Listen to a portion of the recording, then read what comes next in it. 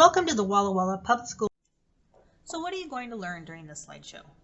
You're going to learn what Title I Part A is, about the curriculum, assessments, and proficiency levels at the school, about the family engagement funding we have access to, about the family engagement plan and school compact, what those are, and how you can be involved in designing those and keeping them current. Lastly, you're going to learn about your rights as a parent, what kind of rights you have, and how you can be involved and engaged. So what is Title I Part A? Well, it's federal funding that is provided under the Every Student Succeeds Act. It provides schools that have at least 40% of their students accessing free or reduced lunches with extra funding to help students reach achievement goals. Because we are a school-wide program, funding is used to support all students across the school in meeting standards in mathematics and English language arts. Now that you know where the funding comes from to support Title I, what does it do for our students? Because we are a school-wide program, the extra funding helps to provide any student in our school with additional educational support beyond that of their regular classroom core instruction to help them meet goals in reading and math. We use the funding for extra staffing to run small targeted instructional groups and purchase supplemental materials and supplies needed for those groups. Title I also provides additional funding to our school for family engagement outreach because families play a huge role in student success at school. As a parent in our Title I school, you have the right to be informed.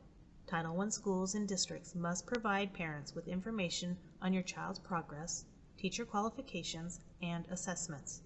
You learn about your child's progress through individual report cards, conferences, and other reports sent out by the school and classroom teachers. Professional qualifications of your child's teachers and paraprofessionals must be provided by the district if you request it. The district also must inform you if your child's classroom teacher is not highly qualified. Although this is very rare, it can happen. As for assessments, the school must provide you information about the assessments your child will be participating in and the policy for participation in those assessments. If you'd like to learn more about your rights to be informed, please contact our office. Along with your rights to be informed, each Title I school must provide information to families about the curriculum being used for English language arts and mathematics, as well as the type of assessments and the proficiency levels of those assessments. In our school, we use the Ready Gen curriculum for English language arts and Ready Math for mathematics. Our most common school assessments are iReady and a variety of classroom assessments taken directly from the materials being taught in the classroom. The iReady assessments are completed online and typically done 3 times per year. Results from these assessments are shared with families during conferences.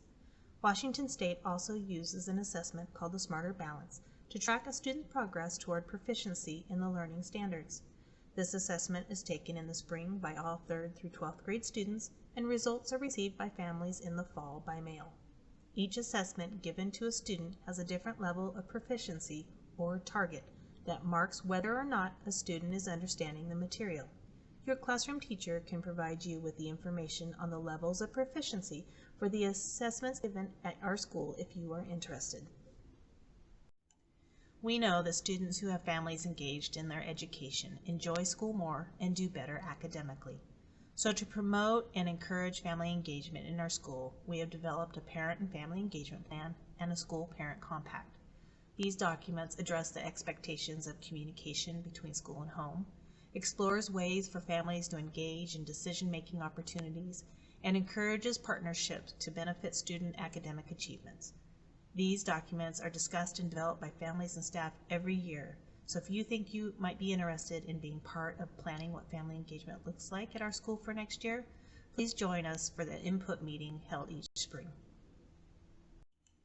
After 30 years of academic studies and data collected around family engagement, it's clear that family and school partnerships are critical. When families and schools work together to support learning, our students typically earn higher grades and do better on their assessments. They enroll in higher level, more challenging courses and programs.